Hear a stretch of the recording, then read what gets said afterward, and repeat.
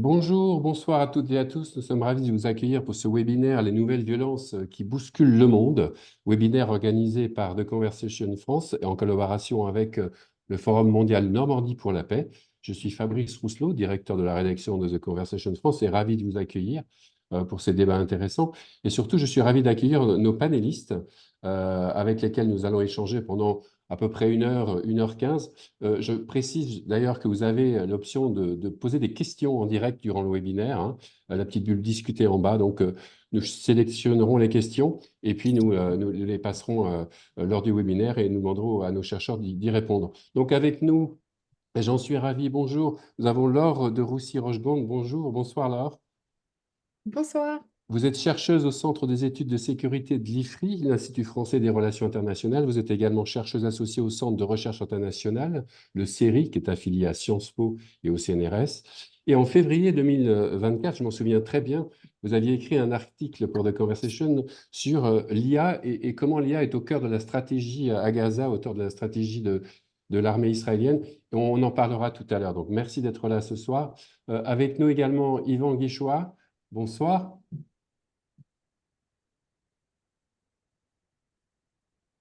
Vous nous rejoignez, je crois qu'Yvan va se Bonsoir, mettre. pardon, tout Voilà, juste pas le de micro. souci. Merci Vous beaucoup. rejoignez Bonsoir. depuis l'Université de Kent, vous êtes maître de conférence sur les conflits internationaux et vous travaillez plus particulièrement sur le Sahel. Et on va parler un peu tout à l'heure de ces violences politiques, un peu de ces nouvelles violences politiques au Sahel, mais aussi de leur interdépendance. Et c'est ça qui fait un peu la nouveauté. Et puis enfin, on a avec nous Romain Huet. Merci Romain d'être là. Bonsoir. Bonjour. Romain, vous êtes maître de conférence en sciences de communication à l'Université de Rennes 2. Et puis, vous travaillez aussi, surtout, j'allais dire, comme un ethnographe sur les conflits. Et vous avez réalisé une excellente et très belle série d'articles pour The Conversation en Ukraine, où vous étiez proche du front. Et vous avez pu étudier un peu l'impact de ces conflits sur les populations civiles. Donc, on va parler de ça avec vous également.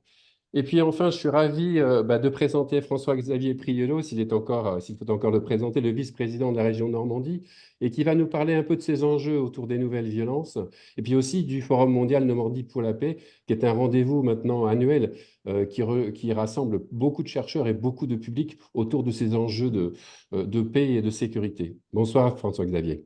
Bonsoir.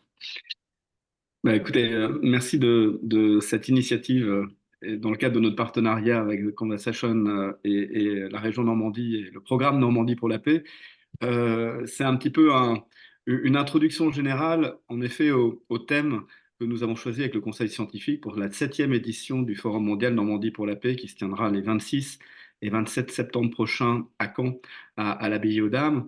Peut-être un mot, le Forum Normandie pour la paix, c'est une initiative qu'on a prise maintenant il y a 7 ans pour pouvoir évoquer dans un cadre très ouvert, très pluridisciplinaire et aussi dédié à la jeunesse, puisqu'il y a des milliers de lycéens et d'étudiants qui sont présents, les sujets de relations internationales, de sécurité, mais de le faire avec à la fois une approche historique, une approche sociologique, de la géographie, de la politique, de la diplomatie, des questions de défense, et de pouvoir faire vraiment se rencontrer des personnalités du monde entier qui réfléchissent à ces sujets et qui sont capables d'en parler simplement pour un public qui considère que tout ça n'est pas réservé à quelques-uns. C'est un peu la philosophie de ce grand campus pour la paix qu'on réunit chaque année en Normandie pendant 2 jours et qui se décline aussi tout au long de l'année à travers un programme permanent autour de 4 piliers, Normandie pour la paix campus, avec plein d'initiatives sur la jeunesse, le prix Liberté également de la région Normandie,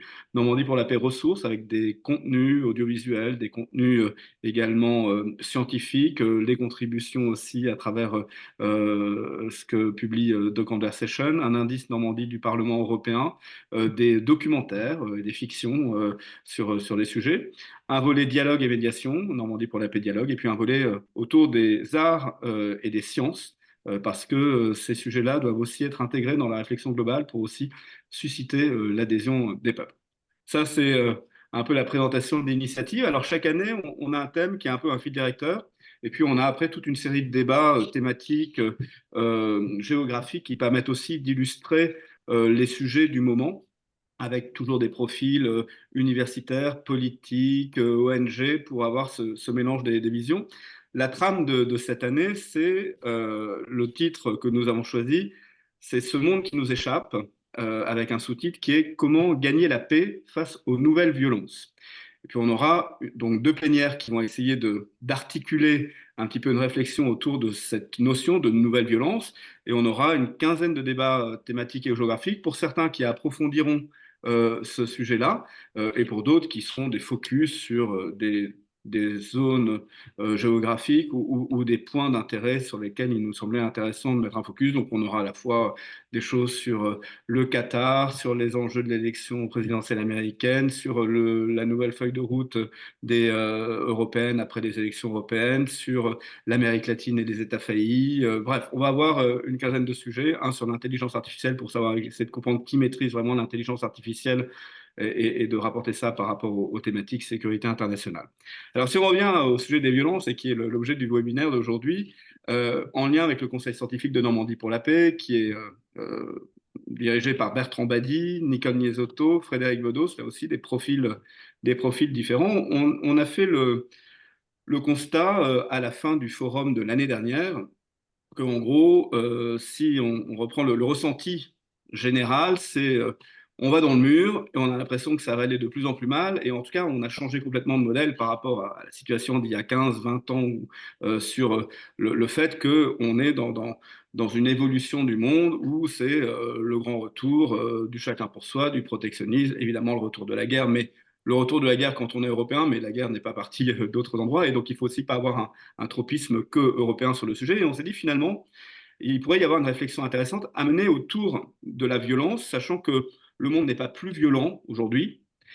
L'histoire nous montre qu'il a été particulièrement violent. Donc, ce n'est pas une question de violence plus forte, c'est une question de violence d'une autre nature. Et ce sont des violences qui transcendent à la fois les frontières, tous les enjeux, la société, l'économie. Et donc, essayer de réfléchir à la radiographie de ces violences pour savoir qu'est-ce qu'elles génèrent, à la fois chez les dirigeants, chez les peuples, et puis surtout, comment est-ce qu'on peut y répondre. Et le sous-titre du forum, c'est bien comment gagner la paix. On dit toujours gagner la guerre, nous on essaie de se plonger sur comment est-ce qu'on peut gagner la paix, qui est quelque chose qui doit se conquérir en fait. C'est la paix aujourd'hui qui doit se conquérir, mais dans le rapport de force, la nouvelle donne, en gros, comment est-ce qu'on peut réussir à bâtir la paix? Est-ce que c'est illusoire ou est-ce que c'est possible? Alors, on commencera par une radiographie des violences et on a essayé de distinguer trois types de violences. Des violences globales, alors, violence globale, la fin dans le monde, des sujets qui sont des sujets très macro et qui touchent à peu près tout le monde potentiellement. Des violences transitionnelles, évidemment le changement climatique. En gros, on quitte un modèle, mais on n'a pas encore le futur. Et donc la transition génère des angoisses très fortes, des violences, des contraintes et des conflits. Et puis des violences sociétales à l'intérieur des sociétés. Alors on le voit dans les démocraties, mais pas que. On l'a vu avec les mouvements des Gilets jaunes. On voit aussi la violence individuelle qui est aussi l'émanation d'une angoisse qui est collective.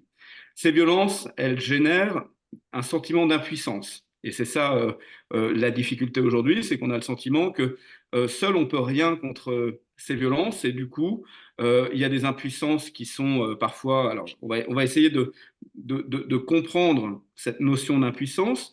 Vu de la France, il y a une forme d'impuissance par rapport à ce qui se passe sur le continent africain, par exemple. Alors, est-ce que c'est le bon terme d'impuissance? Mais on a l'impression que les choses nous échappent. Et c'est peut-être bien aussi qu'elles nous échappent, parce que c'était peut-être pas normal qu'elles ne nous échappent pas.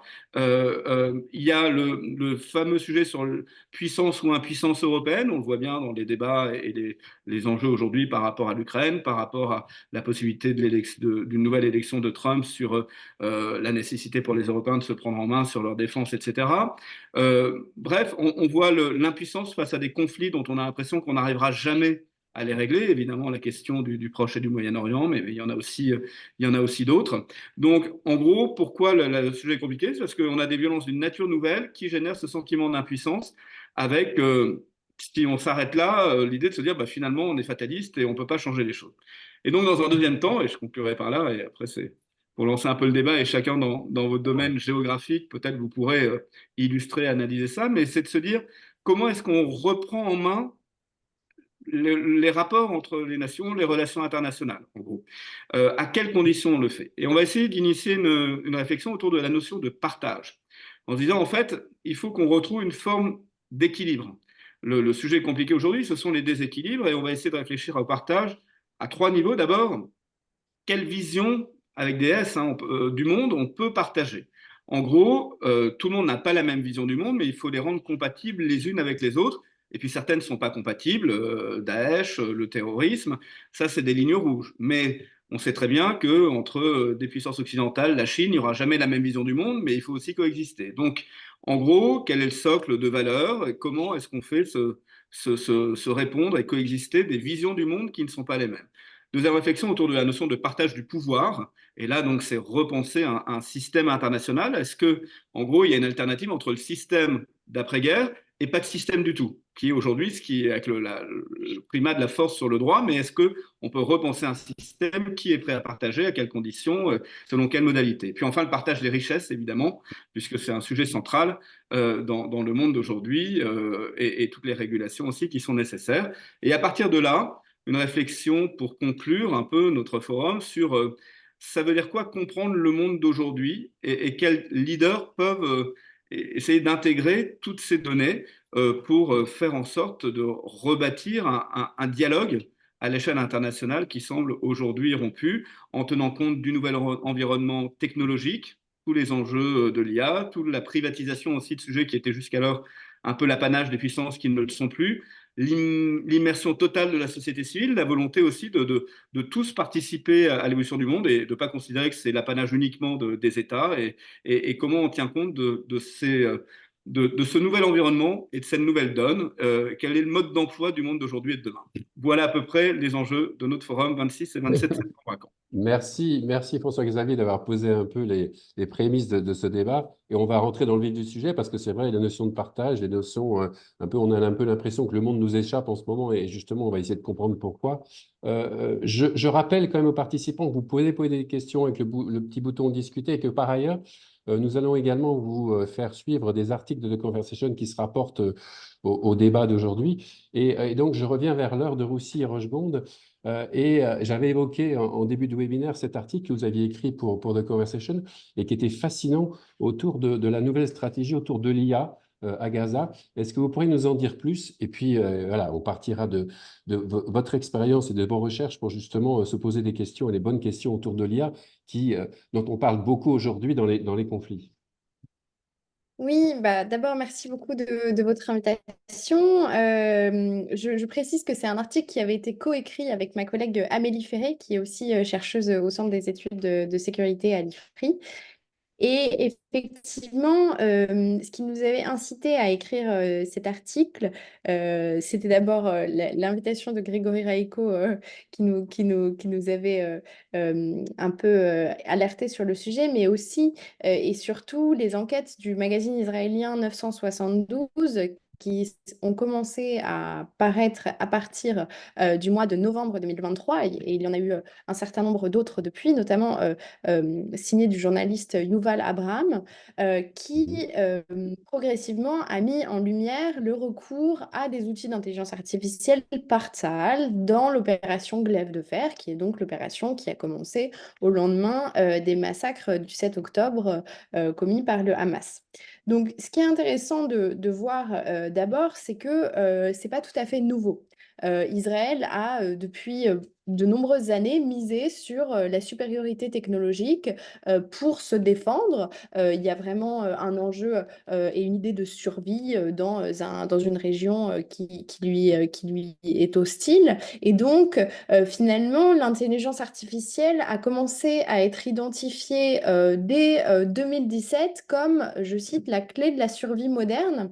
Donc là, c'est les éléments de langage en fait de l'organe éditorial de Tzal qui sont assez intéressants à regarder parce que ensuite, en 2018, on a l'idée que Tzal est en train de fabriquer des machines qui dépassent l'intelligence humaine. Je cite aussi. En 2019, l'armée israélienne a lancé un vaste plan de modernisation qu'elle a appelé Momentum et qui intégrait l'intelligence artificielle parmi les grands chantiers et les grands projets de supériorité sur le champ de bataille.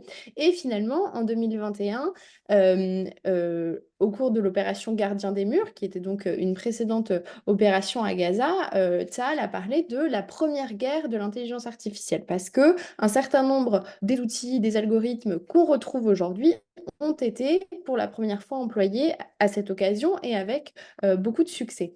Euh, pour dire quelques mots de ces algorithmes qui sont identifiés pas seulement par 972, alors il y a eu un débat quand même qu'il faut mentionner sur la crédibilité de ces articles et du travail de ces journalistes, et c'est justement pour ça que Amélie Ferré et moi avons essayé de recouper les sources et de comparer ça avec nos connaissances à la fois de mon côté des applications militaires de l'intelligence artificielle et du sien de la doctrine de ciblage israélienne. Et en fait, il apparaît dans la littérature que Stahl s'appuie sur de nombreux algorithmes qui ont des fonctions assez spécialisées finalement, puisqu'il y en a qui permettent de programmer automatiquement des ripostes en cas d'attaque, il y en a qui cartographient les sols et les sous-sols de la bande de Gaza, enfin des territoires palestiniens au sens large, mais donc à Gaza, c'est évidemment très important parce qu'il y a les fameux tunnels du Hamas. D'autres font des plans d'attaque par avion et par drone. Et ceux qui sont les plus problématiques sur le plan éthique et ceux sur lesquels on a davantage creusé sont en fait trois programmes qui s'appellent Apsora, Lavender et Where's Daddy. Le premier sur lequel Yuval Abraham a enquêté est Apsora, ça veut dire l'évangile en français, et c'est un programme qui en fait propose des bâtiments à cibler dans la bande de Gaza, en distinguant différents types de cibles selon que ce sont des cibles militaires. Donc par exemple, un immeuble dans lequel il y aurait un dépôt de munitions, c'est une cible militaire, et là, il n'y a pas de question.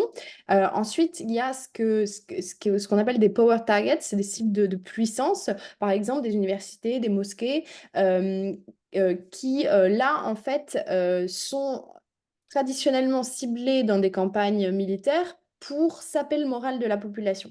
Ça, c'est toute la littérature sur les bombardements stratégiques qui, en fait, sont hérités de Giulio Douhet qui les avait théorisés au début du XXe siècle qui cherche à dissocier la population de son gouvernement. Alors là, le Hamas, la branche armée du Hamas est pas complètement un gouvernement, mais en tous les cas, des éléments problématiques aux yeux de l'adversaire en tapant des cibles de puissance. Et ensuite, il y a les cibles souterraines, donc là, les tunnels, on en a parlé, et les cibles d'habitation, et c'est là que les deux autres algorithmes interviennent, puisque le deuxième qui a fait couler beaucoup d'encre, c'est Lavender, qui en fait est un programme qui identifie des membres présumés du Hamas dans la bande de Gaza, avec beaucoup de problèmes à la fois en termes de marge d'erreur, en termes de biais des algorithmes dont on pourra reparler ensuite parce que je ne veux pas être trop longue. Et le dernier qui a été révélé, c'est un programme qui s'appelle Where's Daddy. Et donc là, il y a un côté assez macabre puisque Where's Daddy s'appelle Where's Daddy parce qu'en fait, c'est un programme qui aide à localiser ces membres présumés du Hamas qui ont été identifiés grâce à Lavender quand ils sont chez eux. Parce que le taux de létalité, c'est-à-dire la capacité à effectivement les éliminer sans que la mission n'échoue, est plus important quand on les cible à domicile où il y a aussi leurs enfants, leurs familles, leurs voisins, etc. Et donc, ce qui nous a paru intéressant, c'est de mettre ça à la fois au regard de la doctrine israélienne depuis plusieurs années. Ce qui est assez surprenant, c'est qu'il y a aussi toute une tradition des assassinats ciblés dans la doctrine de ciblage israélienne, donc là, qui sont l'inverse des bombardements stratégiques, c'est-à-dire que c'est des stratégies de décapitation. Il s'agit de cibler un individu en particulier pour vraiment avoir un effet très fort sur l'organisation d'un groupe terroriste, par exemple. Et là, c'est pas ça qui semble mis en œuvre. Alors, c'est mis en œuvre par ailleurs, par exemple au Liban, on voit davantage ça. Et évidemment, l'autre sujet qui est très important, c'est la réflexion éthique, puisqu'il y a quand même beaucoup de tensions morales qui sont soulevées par le recours à ces instruments. Et donc, finalement, voilà, on parle des nouvelles formes de violence. Là, c'est un nouvel instrument de la violence. Et c'est pour ça qu'on a eu envie de travailler sur ce sujet. On va revenir évidemment en détail un peu sur les algorithmes, mais moi j'ai une question très simple, c'est que à vous écouter comme ça décrire ces programmes, et bien aussi à écouter un peu les mots d'ordre de Tsahal et la façon dont il caractérise ces nouveaux outils, entre guillemets, on a l'impression que ça peut carrément changer le cours d'un conflit, ou est-ce qu'on a déjà des éléments qui permettent d'affirmer que l'utilisation de ces IA, parce qu'il y en a plusieurs, a fait changer de façon radicale quelque chose par rapport à un conflit, et notamment au conflit actuel. Alors, c'est un grand débat, en fait, qu'on retrouve dans la littérature, de savoir s'il y a une évolution ou une révolution. Certains disent non, mais en D'accord? fait, c'est juste une nouvelle étape qui permet de faire mieux, plus vite, etc. D'autres disent non, mais il y a une vraie rupture. Moi, je serais plutôt du deuxième camp, et on voit les effets à plusieurs niveaux. Alors, effectivement, il y a une continuité, ça c'est indéniable, et j'ai parlé voilà, des jalons historiques de ce recours à l'intelligence artificielle. D'abord, en termes d'ampleur, en fait, ce qui est très frappant, c'est de voir que avant le recours à ces outils d'intelligence artificielle, Tsahal disait être capable d'identifier une cinquantaine de cibles par an. Dans les territoires palestiniens. Mhm. Et grâce à ces techniques, c'est une centaine de cibles par jour. Donc c'est vraiment sans commune mesure. Ensuite, l'autre question qui me paraît encore plus importante, c'est la question du discernement humain. Parce qu'en fait, quand on a recours à ces systèmes qui, évidemment, fonctionnent à la vitesse de l'électron, donc vont beaucoup plus vite que le cerveau humain, on est Mhm. obligé d'adapter le rythme de la guerre à ces techniques. Et plus on les utilise, plus on a besoin de les utiliser. Et donc là, ce qui est intéressant, c'est que en fait, ces programmes sont présentés par Tsahal comme des programmes d'aide à la décision. C'est-à-dire que c'est encore l'opérateur humain qui décide d'appuyer sur le bouton. Mais en réalité, il a très peu de temps pour prendre la décision. C'est-à-dire qu'il a en général une vingtaine de secondes pour décider de oui ou non engager un tir, par exemple. Et ensuite, il sait quel type de données ont été pris en compte pour formuler cette recommandation. Il sait par exemple qu'il y a des images satellites, des images de drones, des écoutes téléphoniques, etc. Mais il ne sait pas Mhm. ce qu'il y a précisément dans les données en question. Donc, il ne sait pas ce qu'il y avait sur l'image satellite, il ne sait pas ce qu'il y avait dans les appels téléphoniques qui ont laissé penser à l'algorithme que, effectivement, une cible était une cible légitime. Donc, en fait, la capacité à exercer son discernement est quand même très réduite, et par le temps et par ce qu'on appelle l'effet boîte noire des algorithmes, qui est que non seulement, bon, voilà, ils ne savent pas exactement quelle est la nature des données, mais en plus, quand bien même, par exemple, le développeur saurait quels sont précisément le contenu des informations, il y a ce phénomène boîte noire qui fait que, notamment dans le cas du deep learning, qui est un aspect particulier de l'intelligence artificielle, enfin un type d'intelligence artificielle particulier, les développeurs eux-mêmes ne savent pas complètement expliquer le raisonnement de la machine. Donc, ils savent que tel C'est c'est effrayant. oui, c'est effrayant. Et donc, là aussi, la capacité à exercer son discernement est quand même plus que compromise.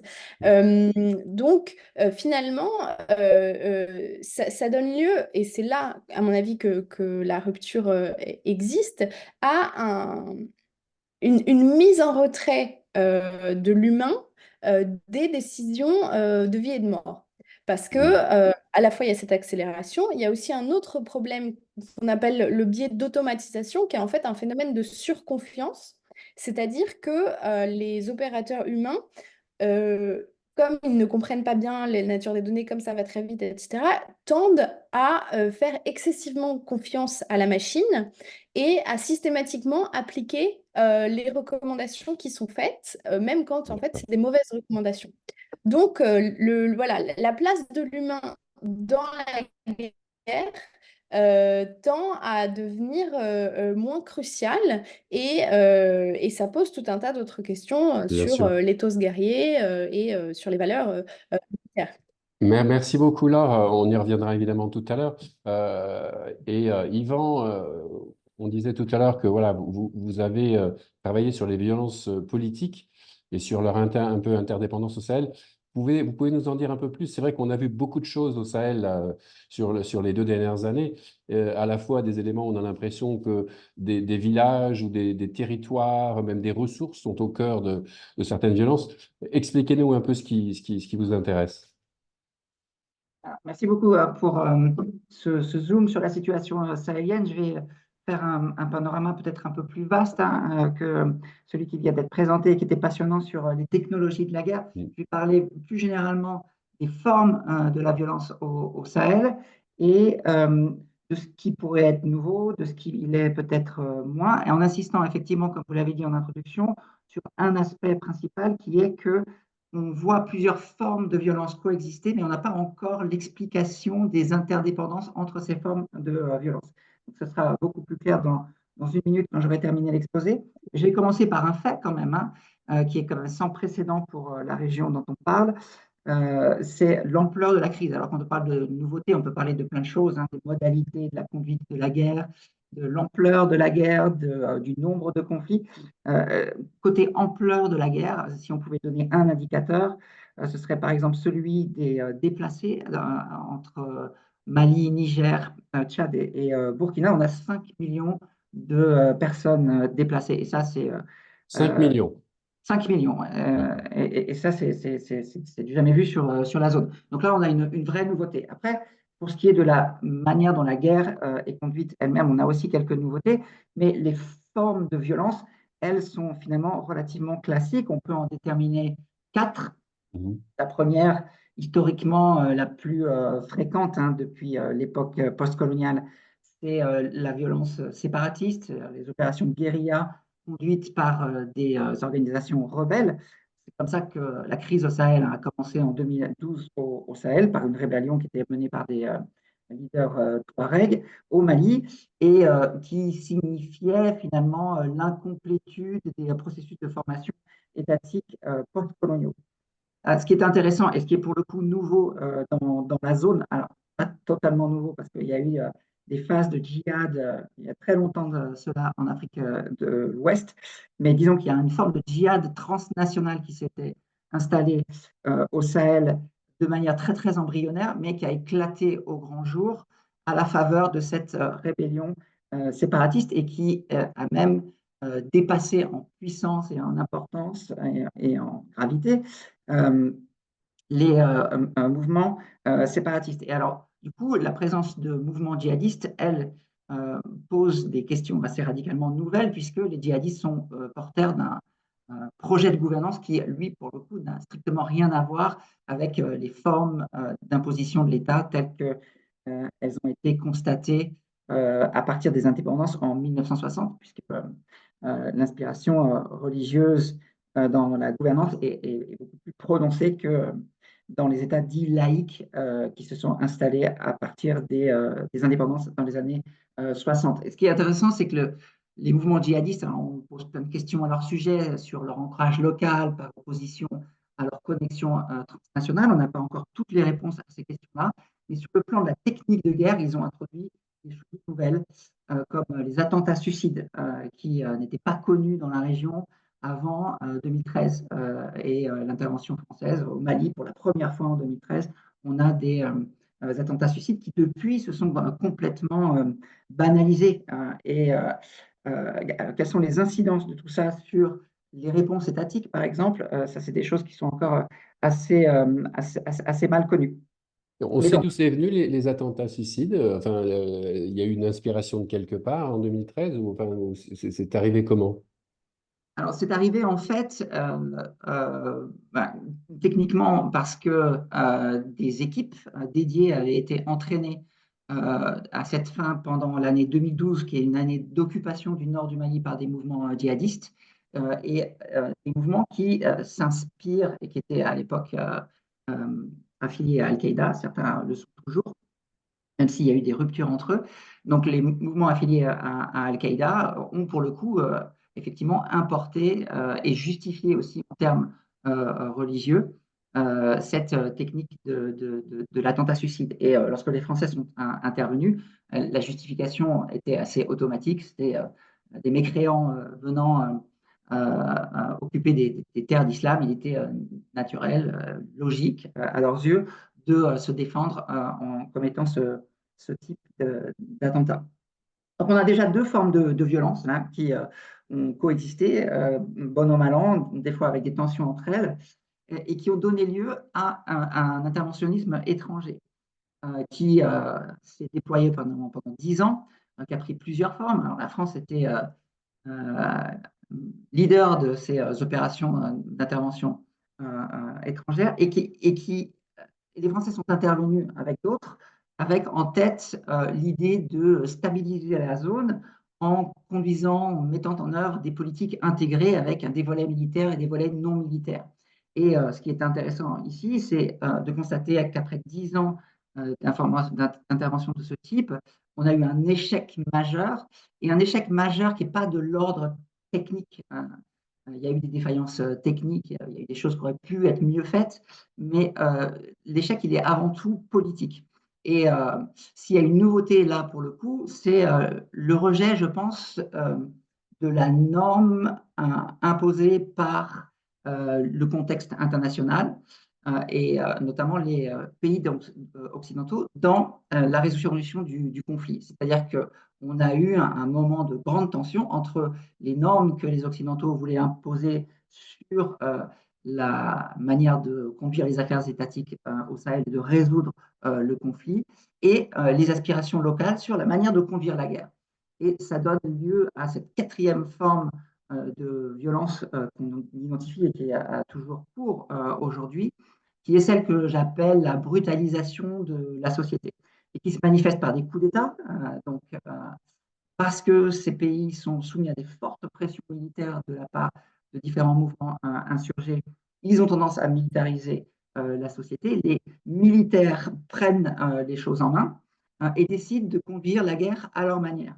Et conduire la guerre à leur manière, ce n'est pas avec le paradigme de la stabilisation ou du state building qui était celui des Occidentaux et qui était un petit peu similaire finalement à ce qui s'est passé en Afghanistan. C'est conduire la guerre selon des termes énoncés, codifiés par ces régimes militaires, avec par exemple un usage des drones sans la moindre retenue, avec aussi des modalités de définition de l'ennemi qui ne correspondent pas du tout au droit international humanitaire. C'est-à-dire que tous les régimes sahéliens aujourd'hui qui sont dirigés par des militaires visent des populations civiles pour la simple raison que, par exemple, elles vivent en zone sous contrôle djihadiste et qu'elles payent aux djihadistes l'impôt islamique. Et ça suffit aux yeux des États à les traiter comme des complices de ces mouvements djihadistes, ce qui, évidemment, est en décalage complet par rapport au droit international humanitaire. Donc, pour moi, finalement, s'il y a une nouveauté, et une nouveauté brûlante, puisqu'on est dans cette phase-là de conduite de la guerre par des régimes autoritaires et qui font beaucoup de mal aux populations. S'il y a une nouveauté, c'est dans la disqualification finalement des normes plus ou moins établies de la conduite de la guerre et dans leur remplacement par un bricolage, mais un bricolage assez dangereux de règles qui redéfinissent l'ennemi et qui redéfinissent les manières dont on s'occupe de l'ennemi. Et on s'est rendu compte, Yvan, sur plein de conflits, justement, que le droit international et le respect du droit international était au cœur des problématiques. Et donc, c'est ce que vous nous expliquez aussi au Sahel. Et de fait, quand les Occidentaux, disons, étaient un petit peu à la manœuvre ou un petit peu dirigeaient les opérations de stabilisation, eux-mêmes ont commis des bavures. Et des bavures qui ont été signalées, rapportées, documentées par des journalistes, dénoncées par la société civile, et qui ont fait l'objet de débats, de peu de condamnations officielles, puisque les Français ont peiné à reconnaître les bavures qui ont commis eux-mêmes. Donc les Français, d'une certaine manière, ont contribué à éroder finalement le cadre normatif dans lequel la guerre devait être conduite. Mais tout ça, finalement, n'a rien à voir en magnitude avec les types de violations du droit international humanitaire qu'on observe aujourd'hui. Et finalement, le débat autour de ces normes est quasiment éteint, puisque les organisations des droits de l'homme comme Human Rights Watch ou Amnesty International qui dénoncent les atrocités commises par les armées sont considérées comme des marionnettes de l'Occident dont la seule activité vise à discréditer les régimes militaires et l'aspiration à la souveraineté des populations sahéliennes. Donc ces organisations humanitaires qui ont un mandat de vérifier la conformité des actions entreprises avec le droit sont elles-mêmes disqualifiées comme des instruments de l'Occident, en fait. Merci beaucoup, Yvan. C'est vrai que là, on est dans une espèce de confluence de différentes violences dont on a du mal à comprendre un peu justement ces interdépendances et comment s'embriquent elles-mêmes. Romain, merci d'avoir été patient. Je le disais tout à l'heure, vous avez produit pour notre média une série, j'allais dire, de reportages d'ethnographes d'une certaine manière et en Ukraine, donc à 2 reprises. Vous aviez également fait ce travail-là en Syrie. Et je voudrais que vous nous parliez justement un peu de ces populations et comment ces populations vivent ces conflits, comment aussi elles peuvent peut-être devenir des instruments des conflits. À chaque fois, vous avez fait notamment pour nous des portraits de civils dans le conflit qui étaient fascinants. Expliquez-nous un peu votre travail et ce que vous en retirez d'une manière, avec peut-être aussi ce parallèle avec la Syrie, si vous voulez, évidemment. Hmm. Merci beaucoup pour votre invitation. Disons que alors, par rapport à mes deux collègues, c'est vrai que c'est une analyse de la guerre un peu par le bas, à partir du vécu subjectif de la violence, parce que ce qui m'a intéressé depuis 2012, eh bien, c'est de rejoindre alors plutôt des gens qui sont plutôt des civils qui se sont engagés, c'est-à-dire des gens qui, à un moment donné de leur histoire, ont décidé de prendre les armes pour des raisons politiques. Alors en Syrie, évidemment, il s'agissait, alors j'ai fréquenté l'armée syrienne libre et le Front islamique qui évidemment espérait une espèce de projet révolutionnaire pour faire chuter Bachar al-Assad. Et en Ukraine, on n'est pas dans la même, évidemment, dans la même tonalité, puisqu'il s'agit de répondre à une invasion et donc d'essayer de lutter pour l'intégrité de son territoire. Mais le point commun, en fait, entre ces deux terrains, c'est qu'à chaque fois, j'ai rejoint des gens qui n'étaient pas préparés à la guerre, qui n'étaient pas des professionnels de la guerre et qui, du jour au lendemain, en fait, décident tout simplement de s'y engager. Et une chose peut-être qui m'a... Alors en Ukraine, effectivement, j'ai pu voyager, ben, j'en reviens d'ailleurs, je viens de revenir il y a 10 jours dans une brigade dans le Donbass. La chose qui m'étonne, la chose qui m'a toujours étonné, alors il y a beaucoup de contradictions évidemment dans le rapport à la violence, mais l'une d'entre elles, c'est le fait que la violence pouvait susciter un certain attrait. C'est-à-dire qu'il y a une forme de plaisir de la guerre, une forme d'enthousiasme dans le moment de la guerre, non pas parce qu'il y aurait une forme de sadisme qui pourrait se déployer ou une forme d'agressivité naturelle qui trouverait enfin une occasion véritablement de s'exprimer, mais parce que tout simplement, la guerre inaugure une forme de défamiliarisation radicale avec la vie quotidienne et en particulier avec la vie quotidienne dans les temps de paix. Et en fait, toute l'analyse que moi j'ai essayé de travailler donc sur ce vécu subjectif de la guerre, c'est d'où proviennent en fait ces espèces de passions quasi joyeuses. C'est-à-dire que, alors les gens ne vous le diraient pas tout à fait de cette façon-là, quoi qu'on me l'a dit, on me l'a dit il y a une dizaine de jours. En réalité, je vis mieux depuis qu'il y a la guerre. Cette Qu'est-ce phrase-là, que je ça veut vis dire, mieux. ça, exactement? Je vis Ouais, mieux quand je depuis qu'il y dis, a la guerre. Ouais.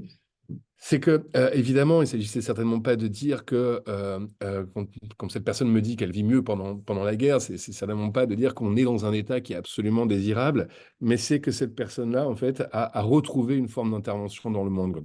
C'est-à-dire que, comme tout a été absolument bouleversé, les habitudes quotidiennes, les routines, les plans d'avenir, puisque sur le coup, dans la guerre, en fait, il n'y a pas de futur, hein, on est dans une espèce de présent intensifié de façon permanente.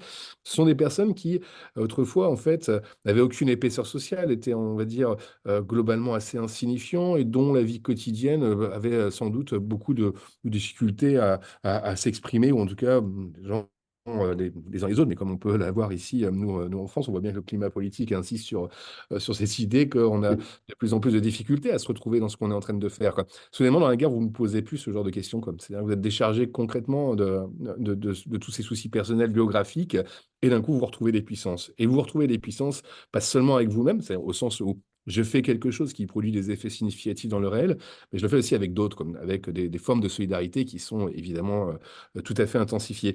Alors, ici, on pourrait se dire que c'est une vision très, très romantique de la guerre. Elle est très dangereuse par ailleurs. Mais en tout cas, il y a une espèce de continuum que moi j'ai vu à la fois chez les combattants syriens et à la fois chez les combattants ukrainiens. C'est cette idée que soudainement, en fait, les individus avaient un peu cette idée de se retrouver des puissances, de se retrouver en fait des formes de solidarité qui n'existaient pas en fait dans la vie en paix. Alors évidemment, ça ne dure qu'un temps, quoi. Ce que je veux dire par là, c'est que j'appelle ça un moment un espèce de rapport d'ouverture au monde. On est en train de vivre, et la guerre, je crois que c'est surtout ça, c'est un état structurel. Un état structurel, c'est-à-dire une forme d'effondrement du monde. C'est un effondrement qui est bien sûr matériel. Les structures matérielles du monde s'effondrent, mais c'est aussi bien sûr l'effondrement des vies dans le monde, puisque ce sont deux conflits qui sont extrêmement meurtriers et dans lesquels, évidemment, que ce soit en Syrie ou en Ukraine, on voit à peu près toujours la même chose, c'est le fait qu'on creuse des tombes avant, quoi, en prévision d'eux, quoi. Et donc, comment en fait cette expérience de l'effondrement du monde, alors bien sûr, va affecter la subjectivité, mais je crois qu'au départ, justement, elle ouvre en quelque sorte un peu les uns et les autres parce que elle donne à penser que il y a quelque chose, il y a un monde qui est en train de vaciller, quoi. Il y a un monde qui est en train de vaciller. Or, c'est-à-dire que l'immuable se brise. Mhm. Dans la vie en paix, en fait, le monde, on a parlé d'impuissance tout à l'heure, on a parlé comment dire, de puissances qui sont empêchées de s'actualiser. Dans la guerre, en fait, il y a quelque chose d'assez suspendu et sur lequel, en fait, finalement, évidemment, c'est toujours propice à des espèces de grands discours idéologiques et lyriques sur l'avenir d'un pays, sur l'avenir d'une nation, sur l'avenir d'une idée, la liberté, la démocratie, etc., quoi. Alors, ça ne dure qu'un temps parce que, effectivement, cette expérience quotidienne de l'effondrement du monde. Et moi, c'était le sens un peu de mes séjours, hein. C'était pas seulement de faire des entretiens avec des combattants. D'ailleurs, j'en fais presque pas en réalité. Je préfère en fait vivre avec eux pour comprendre en fait qu'est-ce que c'est que quotidiennement. Eh bien, faire cette expérience de l'effondrement du monde. Et comment, en fait, la subjectivité, comment notre vie psychologique en est évidemment profondément affectée, profondément désorientée. Et ce que j'analyse, en fait, en réalité, c'est les mouvements alors, excusez-moi pour le mot qui n'est pas très joli, de reterritorialisation que j'avais piqué à Deleuze et Guattari, mais dans lequel finalement, au fond, on est dans des opérations de réduction du chaos, quoi. Et ces opérations de réduction du chaos, ça passe par quoi? Ça passe par de grands récits, de grands textes qui magnifient, je sais pas, un groupe, qui magnifie une idée, la révolution, qui magnifie, je sais pas, l'intégrité nationale, le nationalisme, etc. Et donc, en fait, plus on s'enfonce dans une expérience durable de la violence, plus en fait on a recours en fait à ces grands textes qui viennent tout simplement comment dire, apaiser, qui viennent réduire en fait ce que cette espèce de chaos produit comme vacillement, mais cette fois-ci, c'est pas seulement du monde, c'est de la subjectivité, quoi, tout simplement, quoi. Donc, euh, donc, il me semble que dans le contexte dans lequel on est aujourd'hui, et je crois qu'en sciences sociales, on a un peu de mal, ce sont des terrains qui sont difficiles, parce que évidemment, c'est difficile déjà, on n'est pas toujours préparé d'ailleurs administrativement pour faire ce genre d'expérience, mais moi, ce que j'essaie de défendre, c'est qu'on a besoin effectivement de comprendre cet attrait pour la violence et surtout qu'est-ce que ça dit de notre époque. Et je crois qu'aujourd'hui, le discours d'entrée l'a très clairement évoqué, le sentiment d'impuissance, autrement dit, mais quelle est la structure caractérielle de l'époque qui fait qu'en fait, elle est préparée à la guerre ou elle peut se préparer à la guerre. Et j'ai l'impression qu'on est en train de vivre un tournant depuis quelques temps, dans lequel en fait il y a une modification très très claire de la structure caractérielle de notre époque et qui est largement en fait comment dire, dans des formes d'acceptabilité de la possibilité même de la guerre. On a un discours public aussi hein, qui, quand même, nous y enjoint de façon assez claire, quoi. Donc voilà, je ne sais pas si j'ai été Non, non, mais si, clair. merci Romain. Et c'est vrai que quand je vous écoute tous les trois, d'une part, c'est fascinant et je vous remercie encore une fois et on va continuer évidemment la discussion. Mais j'ai l'impression qu'il y a un point commun qui est finalement cette espèce d'impasse où le fait que ce monde-là nous échappe, en fait, ce qui est en train de nous arriver nous échappe à vos trois niveaux de façon différente. Et du coup, j'en reviendrai presque l'une des questions posées par François-Xavier Priolo au tout début, c'est comment on reprend la main. Et donc, Laure, par exemple, on parlait donc de l'IA et sur le conflit à Gaza, où vous disiez que quelquefois on avait peut-être l'impression que finalement les humains se confiaient à l'IA, ou en tout cas faisaient de l'IA l'arme suprême. Il y a un moment où, comment vous voyez l'évolution et comment, d'une certaine manière, on reprend la main sur un usage plus, j'allais dire, pas raisonné, mais en tout cas plus classique d'un outil comme un autre, ou alors est-ce qu'on est voué justement à perdre la main d'une certaine manière, à se faire dépasser par ces nouvelles armes technologiques? D'abord, ce qui est intéressant, c'est que je pense que dans le recours à l'intelligence artificielle dans la guerre, il y a justement une illusion du contrôle. Parce que comme ces outils ont la capacité à prendre en compte un très grand nombre de données, des données très hétérogènes, de manière instantanée, avec une sorte d'illusion de transparence absolue du champ de bataille, finalement, précisément, ça peut donner cette impression de contrôle absolu et de pure application de la règle. Et c'est ça qui est la tension intéressante, je trouve, justement, c'est de voir que finalement, c'est cette pure application de la règle qui peut conduire à une déshumanisation. Mhm. Et donc, résumer, c'est Grégoire Chamaillou qui disait déjà ça au sujet des drones il y a près d'une dizaine d'années maintenant, mais c'est finalement exacerbé par l'intelligence artificielle. Il disait comment peut-on imaginer que des armes, des moyens de combat déshumanisés, au sens où on retire l'humain du champ de bataille, peuvent permettre une guerre plus humaine. Et il y a vraiment ce paradoxe qui est très présent en ce moment. Et je pense que d'une part, les enquêtes qui ont été menées par 972, tous les retours d'expérience montrent le risque associé à ces technologies, montre ce paradoxe et montre à quel point la volonté politique est cruciale. Parce que finalement, ça remet au cœur des réflexions un débat qui est très ancien, qui est le débat sur la neutralité ou la performativité de la technique, avec d'un côté ceux qui pensent que la technique est porteuse d'une amélioration morale, de progrès sur le plan éthique, etc.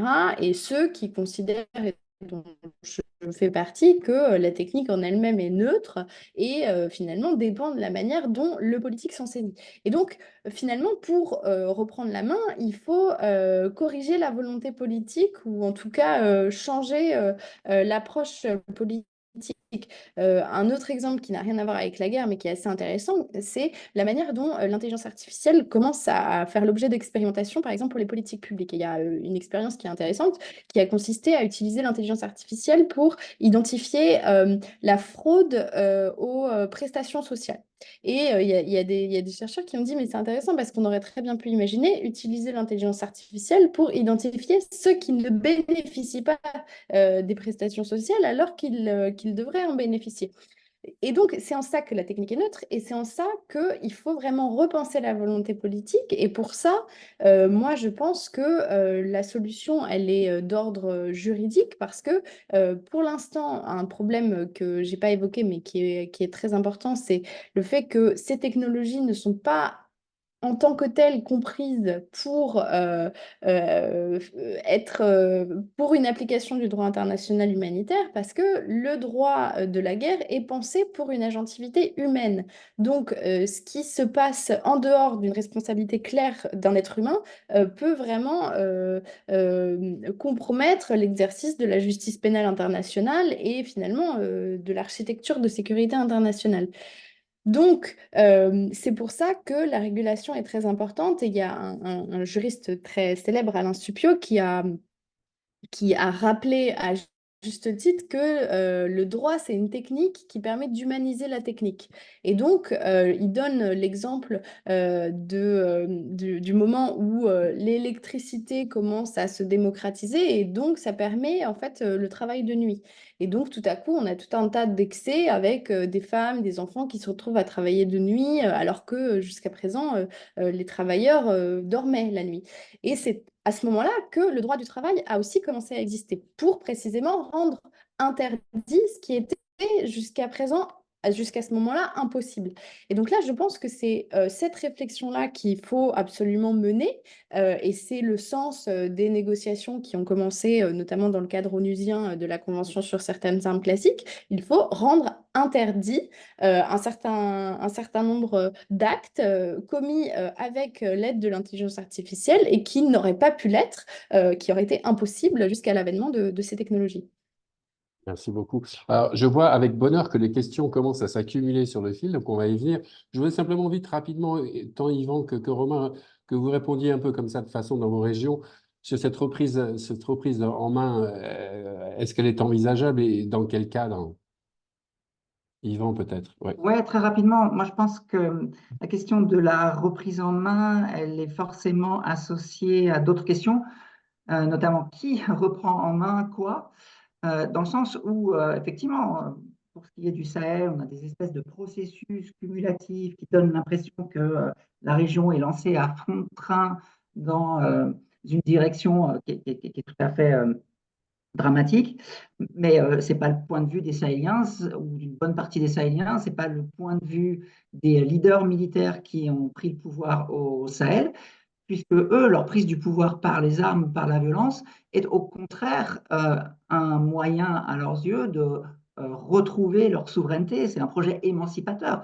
Donc, ils ne sont pas en train de s'apitoyer sur leur sort, ils sont au contraire assez, assez excités à l'idée du nouveau monde qui s'annonce, qui est un monde qui correspond plus à ce qu'ils considèrent comme étant la norme légitime, alors qui n'est pas totalement codifié, qui ne fait pas l'objet d'une plateforme rendue publique et que tout le monde pourrait consulter, hein. Mais qui s'oppose aussi au droit tel qu'il régissait les relations internationales. Et c'est intéressant d'avoir cette discussion sur le droit international et le droit de la guerre notamment, parce que ce droit-là, il était aussi considéré comme un instrument voilà, d'oppression des Oppression anciennes coloniale. colonies. Mm. Il y a un tas d'hypocrisie soulevée au sujet de l'application du droit, du deux poids, deux mesures. Donc ce droit-là, il s'érode aussi parce qu'il n'a pas fait le job, en fait, qui était de voilà, promouvoir des règles applicables à tous, à toutes, sur un mode égalitaire. Donc, voilà, ce côté de la reprise en main, il doit être voilà, associé aussi à, je pense, un partage des rôles dans la définition de ce que doit être la reprise en main et une délibération plus ouverte sur les normes qui doivent être celles de la reprise en main. Et puis, bon, il y a deux, trois questions dans le chat. Oui, les questions, on va les prendre. Juste, je voulais que Romain réponde aussi de son côté, parce que vous avez parlé tout à l'heure de la brutalisation de la société, d'un espèce d'effondrement. Il y a une perspective à un moment pour ces gens que vous croisez sur les terrains de conflit?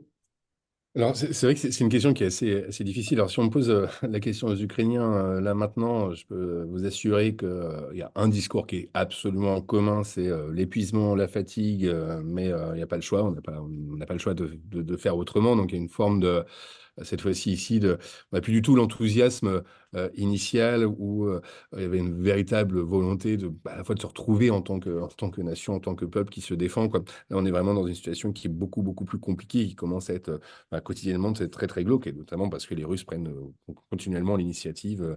Et enfin, il faut imaginer que c'est une guerre d'une extrême grande intensité, et donc, évidemment, elle épuise particulièrement.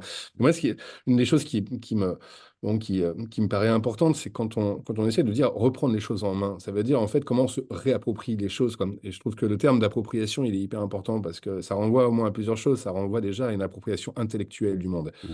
C'est-à-dire comment on se saisit intellectuellement de ce qui est en train de nous arriver, de ce qui nous arrive collectivement, et bien sûr d'un point de vue pratique, c'est voilà, comment je peux m'y prendre. Et il me semble que ces deux aspects-là, c'est précisément ce qui est bloqué depuis un certain nombre d'années, quoi.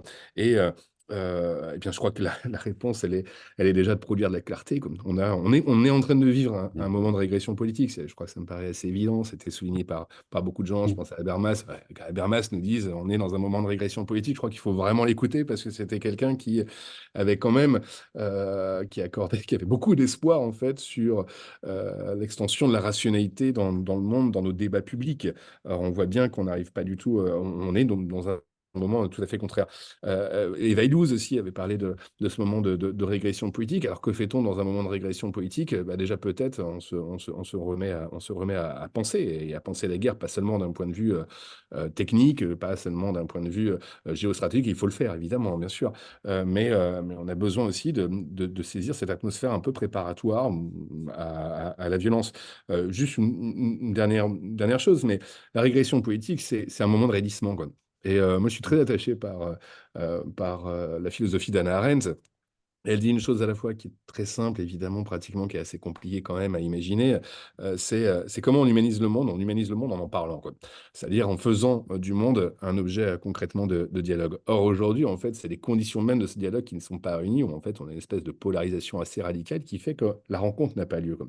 À partir du moment que la rencontre n'a pas lieu, même si on arrive avec toutes nos hésitations sur les explications qu'on pourrait apporter sur ce qui est en train de nous arriver, c'est là où on ouvre la possibilité, en fait, du mal. Et là, je le vois, par exemple, sur le terrain ukrainien, moi, c'est quelque chose qui m'inquiète, c'est l'évolution, la transformation du rapport à l'ennemi. C'est-à-dire dans quelle mesure, en fait, des affects évidemment tout à fait négatifs comme la haine, hein, comme l'insensibilité vis-à-vis de son ennemi, peuvent effectivement survenir assez rapidement, mais ils surviennent aussi à partir du moment, en fait, qu'on n'a pas ce moment, entre guillemets, hein, d'humanisation, c'est-à-dire en fait de ne pas oublier en fait qu'on ne peut pas essentialiser une société, on ne peut pas essentialiser son ennemi, quoi. Et ça, dans la guerre, évidemment, plus elle dure et plus ce genre de processus est infini. Alors que je ne dis pas que c'est arrivé, hein, mais par contre, au tout départ, j'étais très très fasciné par le fait que l'essentiel du discours des volontaires ukrainiens portait sur Poutine. Portait sur Poutine et ceux qui combattent, quoi.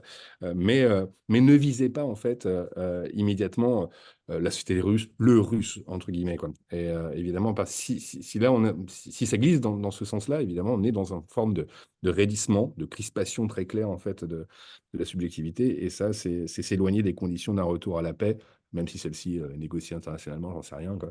Euh, il faut aussi qu'elle soit acceptée socialement, quoi. Bien sûr. Merci Romain. Du coup, on va passer aux questions, on en a beaucoup. Je vais commencer par la question de Maxime Guéguin ou Guéguen, je suis désolé, qui est une question assez centrale et que je trouve très intéressante. Est-ce qu'il existe une mesure de la violence dans le monde? On part du postulat que la violence est en régression, mais sur quelle base cela s'affirme-t-il? C'est une bonne question, ça. Il y a une mesure de la violence dans le monde?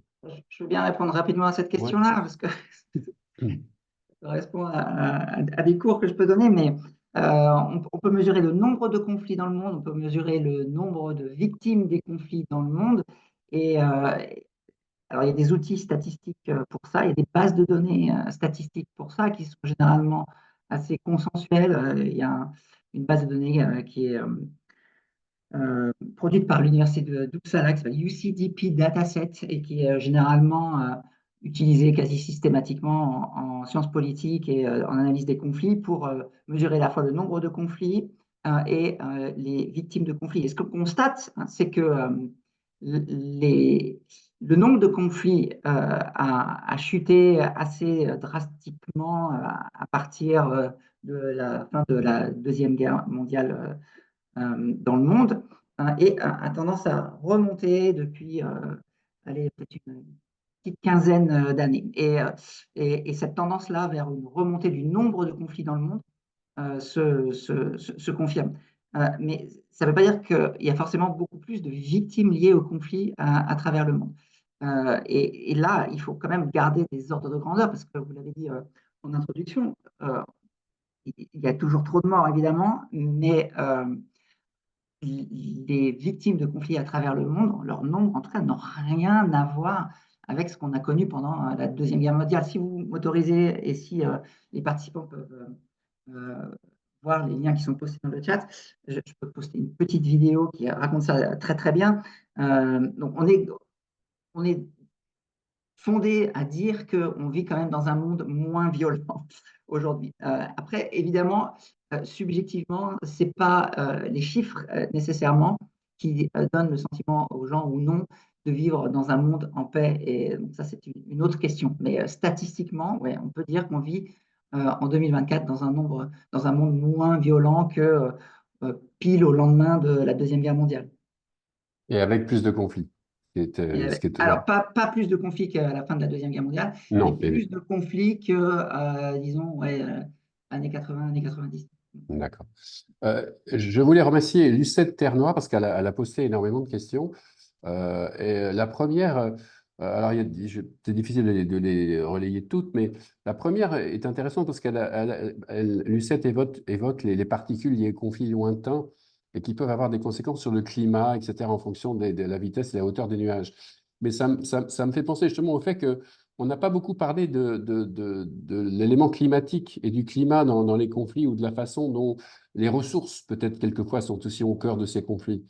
Est-ce que vous pourriez évoquer ça? Alors, j'allais dire, Yvan, c'est peut-être aussi au cœur de votre travail, mais clairement, on a l'impression qu'au Sahel et ailleurs en Afrique, les ressources sont éléments, et le climat et la façon dont on envisage l'évolution du climat est au cœur de ces nouvelles violences, ou en tout cas de la compréhension ou de la mise en avant de ces violences. Je ne voudrais pas monopoliser la parole, mais oui, effectivement, la question du changement climatique n'est pas forcément associée à une plus grande désertification dans le cadre du Sahel. Ça peut être lié à, d'une manière générale, des événements climatiques plus extrêmes, et y compris des pluies plus extrêmes. Donc, ces multiplications d'événements climatiques extrêmes contribuent à la déstabilisation des systèmes de régulation de l'accès aux ressources. Il ne faut pas imaginer que le changement climatique fait diminuer la taille du gâteau à se partager et que du coup, il y a des guerres, en fait. C'est quand même beaucoup plus compliqué que ça. Et donc, il faut toujours penser les effets du réchauffement climatique à travers la capacité des systèmes politiques à les encaisser ou pas. Et les encaisser ou pas, ça veut dire à des échelles soit très micro-locales, soit nationales, avoir des instances qui permettent d'amortir les chocs, en fait. Donc, on parle de gouvernance. Donc, parler du réchauffement climatique, c'est fondamentalement parler de gouvernance et parler aussi de distribution des ressources et d'inégalités, finalement, puisque les inégalités déjà existantes peuvent être exacerbées par des chocs de type climatique. Donc, à chaque fois qu'on parle du changement climatique, finalement, on revient à des questions très, très, très politiques. Qui gouverne et au profit de qui est inclus, qui est exclu, et quelles sont les règles de partage des ressources. Bon, voilà, pour une réponse très, très générique. Mais il peut y avoir des effets, par contre, très, très locaux qui poussent certaines communautés qui se sentent perdantes pour des décennies récentes, du fait peut-être du changement climatique, mais d'autres raisons encore. Voilà, ces populations peuvent être tentées de prendre les armes pour régler les comptes qu'elles ont, notamment avec des États qui distribuent les ressources de manière exclusive et inégalitaire. Et aussi que le changement climatique peut évidemment avoir un impact sur les ressources, notamment l'eau. On sait que l'eau est devenue un élément de chantage, de déplacement de population. En Afrique, en Asie également, autour du Mékong, il y a tout un tas de choses qui sont en train de se passer qui sont à la fois effrayantes et passionnantes. Je reprends je vais fusionner deux questions de Lucette qui en a posé beaucoup autour des satellites et de l'espace, et peut-être vous pour l'an, parce que je me demandais tout à l'heure, quand vous parliez de l'IA, est-ce qu'il y a aussi, en termes j'allais dire, c'est un peu simpliste, mais satellite plus IA, on a un peu l'impression que c'est la guerre technologique complètement dans sa splendeur. Est-ce qu'il y a ce rapport-là aussi? Je ne sais pas si vous avez travaillé là-dessus, mais il y a clairement une utilisation des satellites par rapport aux drones et par rapport à tout cela qui fait que on est dans cette guerre technologique qu'on évoquait tout à l'heure. Oui, oui, ça c'est sûr. Alors moi, je n'ai pas travaillé sur les questions spatiales en particulier, mais c'est sûr que de toute façon, comme la question de l'intelligence artificielle, la question de la rivalité dans l'espace, que ce soit les données spatiales, la connectivité par satellite, entre dans cette grande rivalité. Évidemment, rivalité sino-américaine qui est au cœur de ces enjeux internationaux. Ce qui est important de noter aussi, c'est l'imbrication finalement entre tout un tas de nouvelles technologies. Alors on parle aussi des semi-conducteurs, par exemple, du quantique, et de voir à quel point une technologie en fait fonctionner une autre et finalement ça crée aussi des chaînes de dépendance qui sont très importantes puisque si on parle d'intelligence artificielle par exemple, la question de la souveraineté des systèmes militaires fonctionnant avec de l'intelligence artificielle est cruciale et actuellement c'est impossible en fait d'avoir des systèmes d'intelligence artificielle souverains parce que pour utiliser de l'intelligence artificielle on a besoin de semi-conducteurs qui sont fabriqués à Taïwan avec des minerais critiques chinois, puis assemblés aux États-Unis. Enfin, vraiment, c'est des chaînes de valeur très complexes et qui viennent ajouter une strate supplémentaire Mhm. de compétition internationale à ces sujets. Eh ben, merci. Alors, je voulais apporter, il y a une précision qui est apportée dans le chat qui est très intéressante. C'est Noémie Berthet qui nous dit que l'indice Normandie du Parlement européen mesure la conflictualité dans le monde. Calculé sur une base de 0 à 10 à partir des sources disponibles les plus fiables, ONU, Banque mondiale. L'indice Normandie établit un classement par pays reporté sur un planisphère avec un code couleur. Il met en corrélation 11 dangers qui représentent autant de menaces pour la paix, le changement climatique, la cybersécurité, les crises économiques, la dépendance énergétique, etc., etc. Donc, il y a quand même, on commence de fait à concocter des indices pour essayer de mieux apprécier, j'allais dire, l'étendue de ces conflits-là. Romain Huet, je me disais, par rapport à ce conflit qui est un peu, qui est venu comme ça, qui nous a explosé à la figure, j'allais dire, aux portes de l'Europe il y a quelques mois.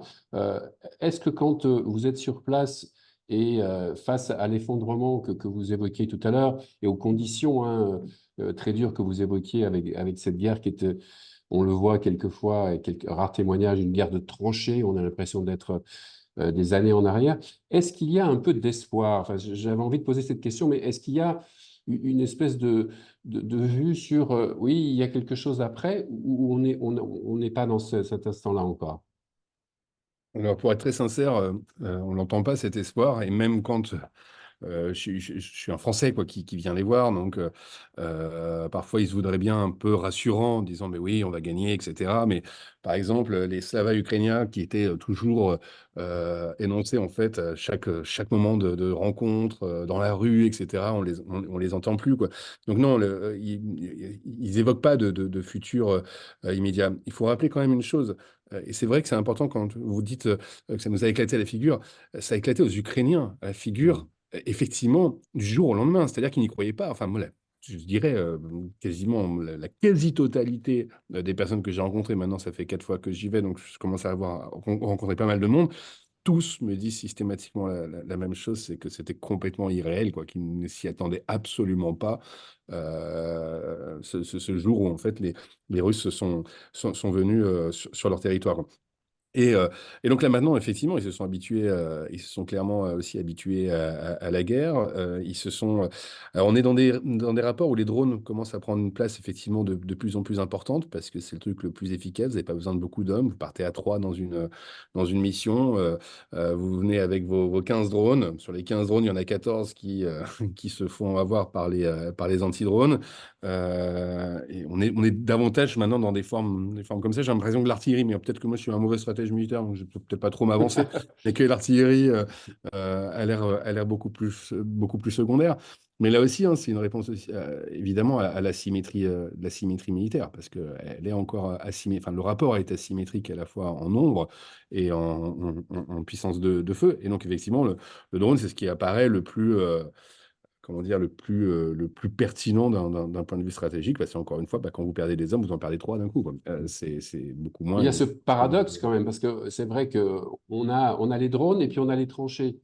Les Oui, tranchées, évidemment, dans l'imaginaire collectif, ça renvoie à 14-18, etc.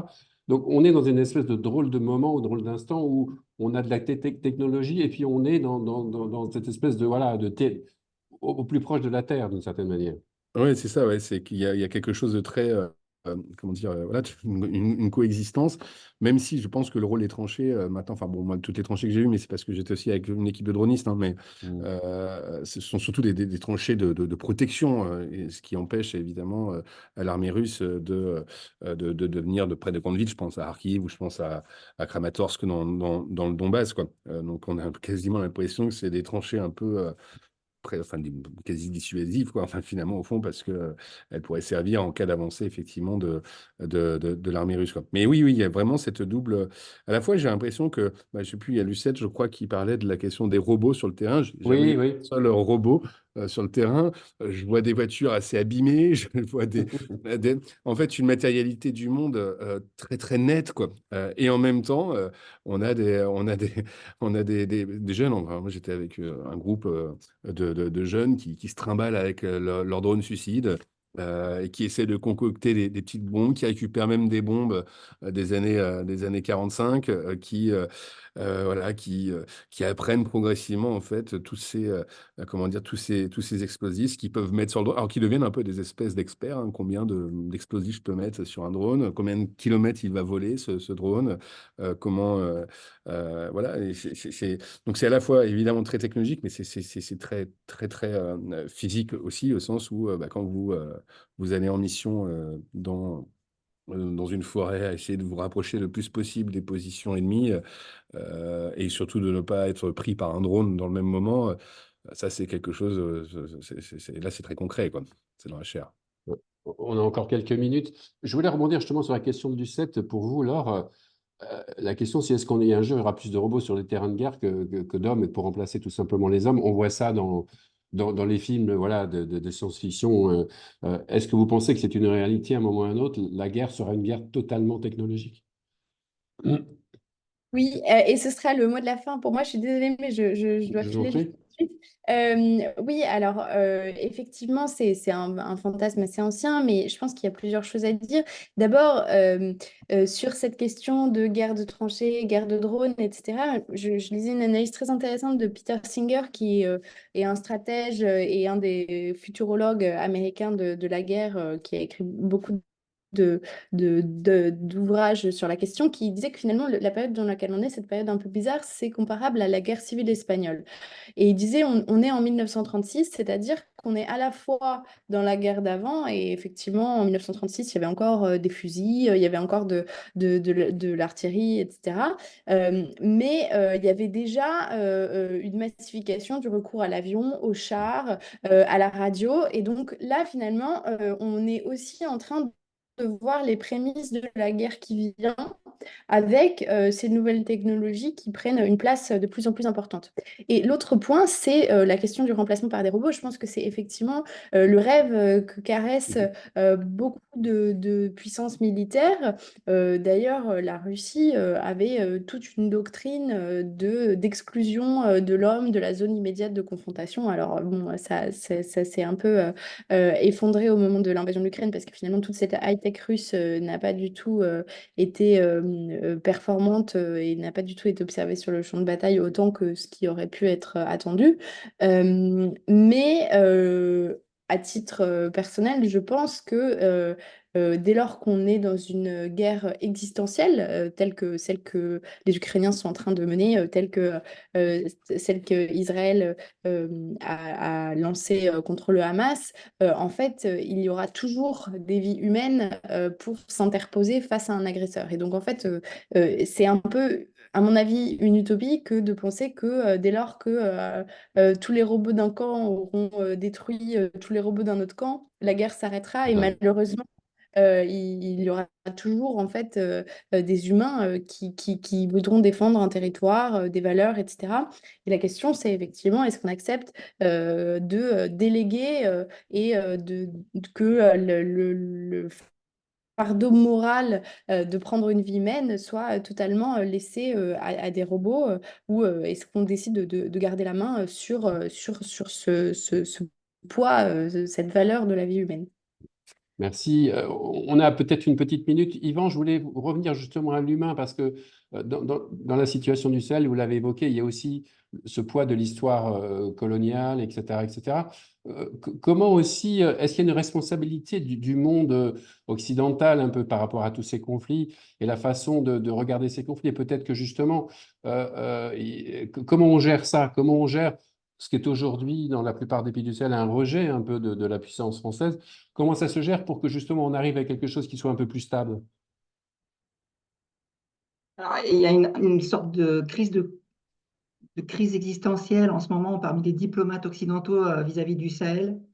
Il y a des tonnes de réunions qui sont organisées pour essayer de savoir un petit peu quel positionnement stratégique il faut avoir vis-à-vis de ces pays-là. Il y a une urgence qui est une urgence humanitaire et donc il y a certainement un devoir de solidarité à maintenir vis-à-vis des populations sahéliennes. Après, il est beaucoup plus compliqué d'avoir des relations avec des États qui ont explicitement décidé de rejeter. Je suis désolé, je suis en train de lutter avec mon chat, Je vous en prie. qui ont décidé de lutter contre les anciens colons. Et donc, bon, hormis cet aspect humanitaire qui est aussi politique, il ne faut pas dépolitiser l'aspect humanitaire, moi, je serais assez partisan, la ligne que j'adopte, pour que des pays comme la France, pour que l'Union européenne fasse profil bas, laisse ces pays un petit peu définir les directions historiques qu'ils ont envie de prendre, sachant que de toute façon, toute tentative d'interférence risque d'être disqualifiée et contre-productive. Donc, il y a une vraie impasse diplomatique qu'il faut accepter et qui se résorbera peut-être avec le temps. Mais il faut se donner le temps, en fait. Et il y a beaucoup de déclarations diplomatiques inutiles qui viennent jeter de l'huile sur le feu et dont on se passerait bien, en fait. Donc, il faut être patient, je pense. Ouais, ce sera le mot de la fin, peut-être faire profil bas. En tout cas, merci beaucoup. Alors, l'heure est déjà partie, mais merci Yvan, merci Laure et merci Romain pour ce webinaire passionnant. Sachez que vous pouvez retrouver le webinaire en replay, comme on dit aujourd'hui, sur la chaîne de The Conversation, donc la chaîne YouTube, qui sera aussi sur le site du Forum mondial Normandie pour la paix qui se tiendra en septembre. Rendez-vous à ce moment-là. Encore une fois, merci. Merci d'avoir suivi notre webinaire. Vous étiez nombreux. Et nous avons apprécié vos questions, même si on n'a pas pu y répondre à toutes. Merci encore. Au revoir.